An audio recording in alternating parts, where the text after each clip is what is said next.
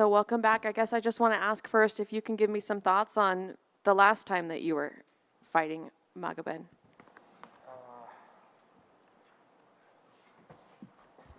Some thought, right?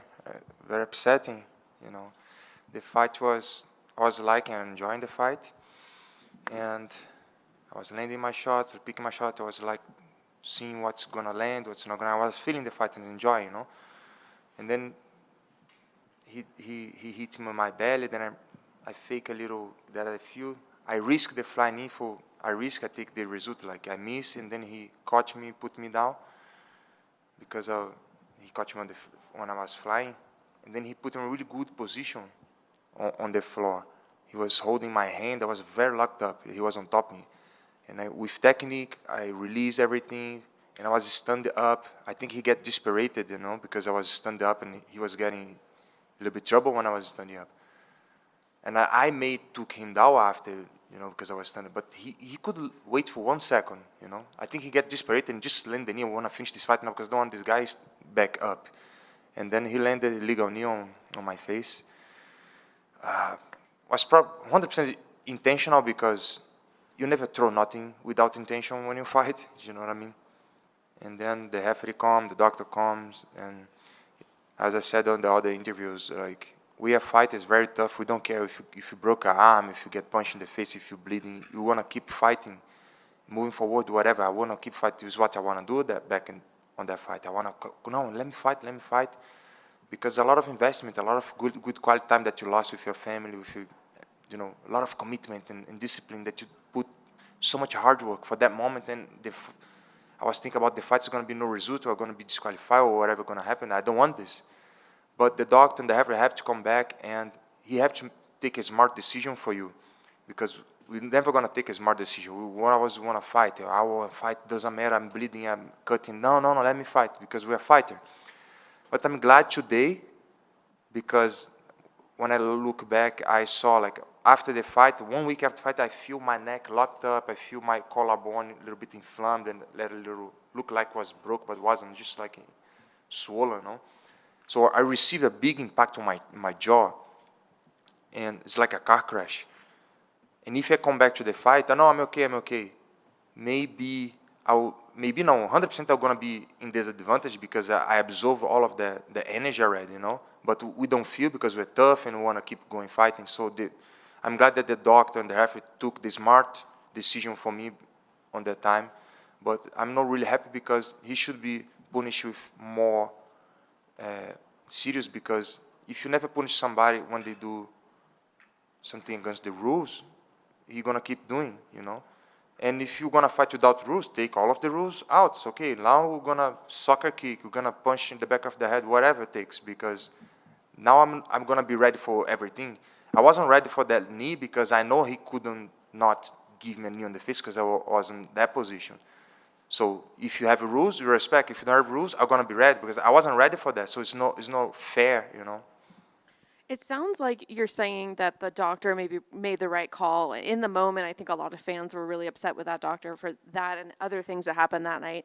Do you feel like maybe the fans didn't give the doctor the benefit of the doubt? Or do you feel like that was, in the moment, the right response from the fans? As I said, the doctor is there to have the smart decision for us because we don't want to think properly. We want to fight, you know. If I could keep going, I'm going to be in disadvantage because I feel 1 week after the fight, a lot of my neck was locked. I couldn't really move, you know, because I absorbed all of the energy for the knee on my jaw. Like on the time, because of the adrenaline, I didn't feel that. So I think the fans should understand a little bit because at the end of the day, we just humans, you know. We're there to put the show on for the sport, and we have to look after ourselves as well. But we are fighters. We're never going to look after ourselves. We want to fight whatever it takes, you know. Are you worried that something might happen again where he breaks another rule? Is that something that you have to think about and prepare for now going into the second fight? Not really. I worry about nothing. I have no emotion. I have no hate against him. I'm gonna go there because emotion maybe can play against you if you put it like hate or emotion. Maybe you are gonna make a mistake. No, I'm gonna be very technical, very aggressive, right moment, without emotion, like a robot, like a machine. Because this is how you have to be to don't commit like mistakes, you know. So Have the two of you talked since that first fight?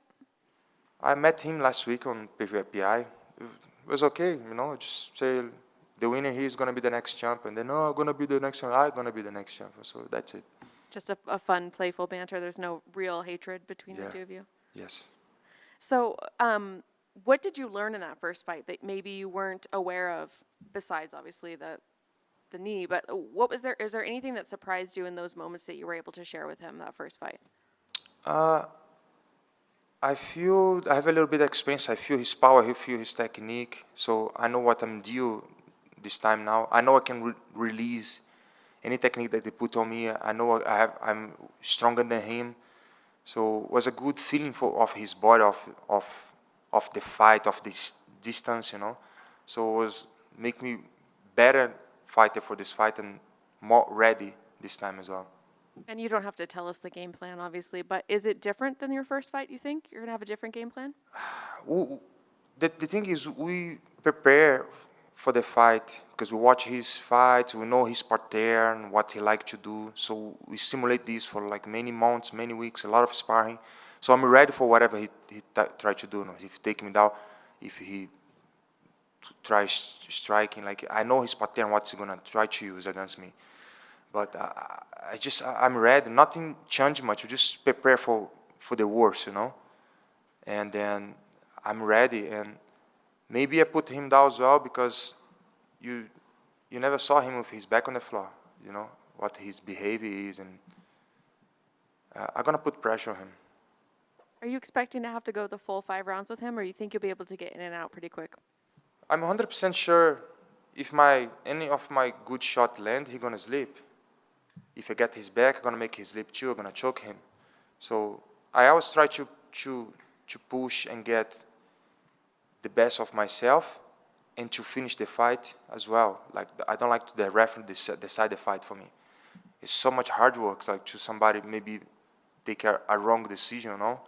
For me now, he have a little bit more points on this, a little bit more point there, so I lose. No, I want make sure that I have the fight on my hands. So I'm gonna do my best to finish the fight. Are you more excited that this rematch is here in Vegas, in a smaller arena that's a little bit more private and more dialed in, or are you kind of disappointed that you couldn't have the rematch with a big crowd?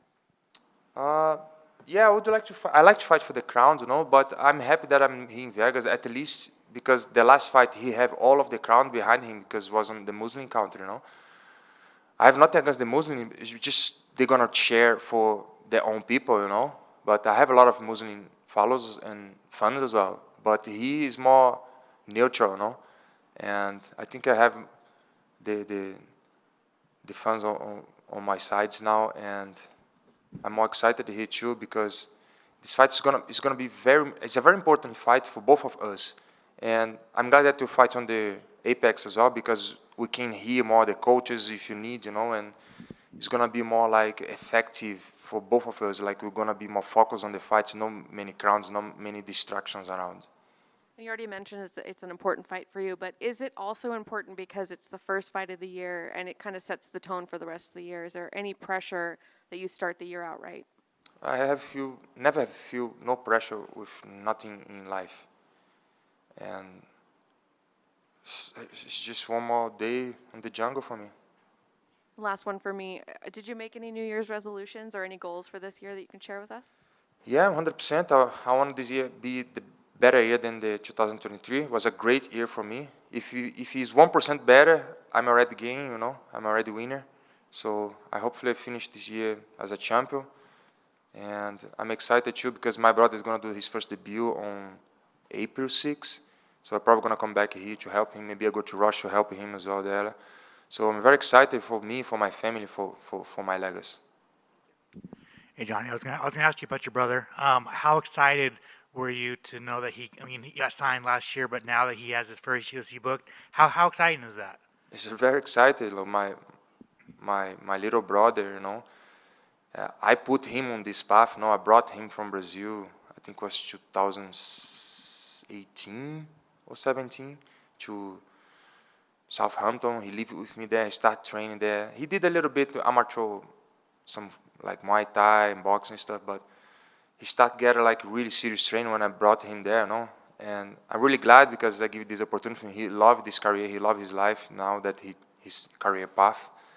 He lives in Russia now, you know. He's a big grown man. I'm proud of him, you know.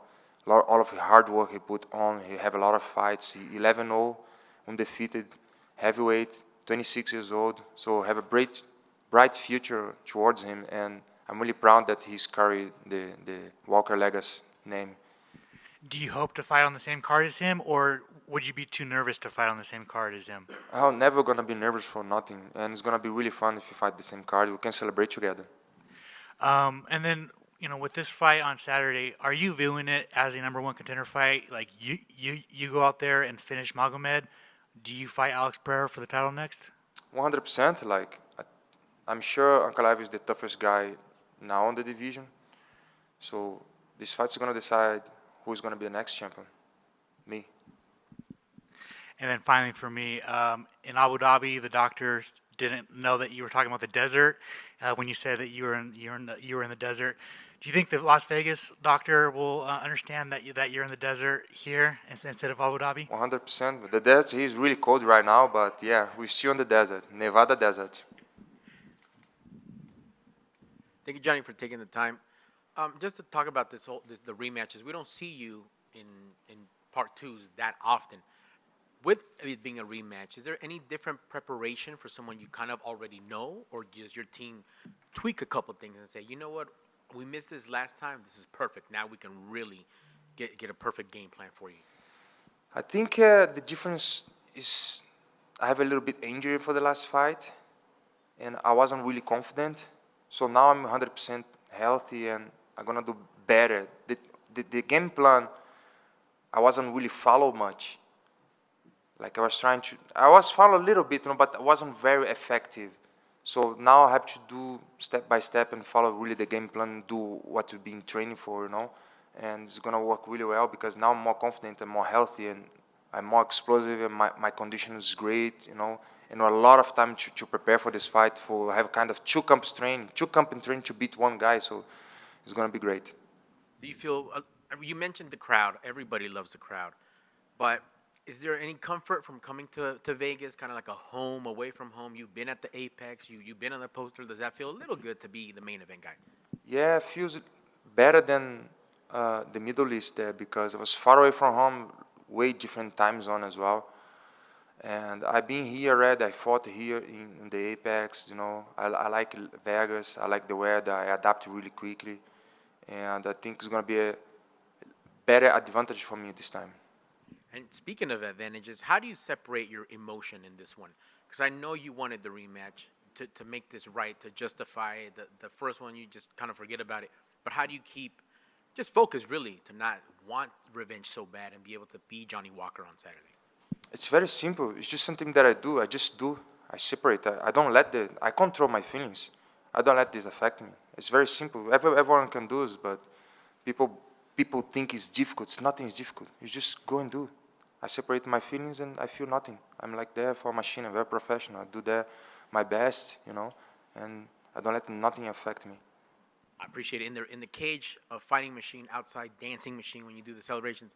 No color dye this time, right? Is it a little more serious in Vegas? No bright yellow? Life, you don't have to take life too serious, my friend, you know.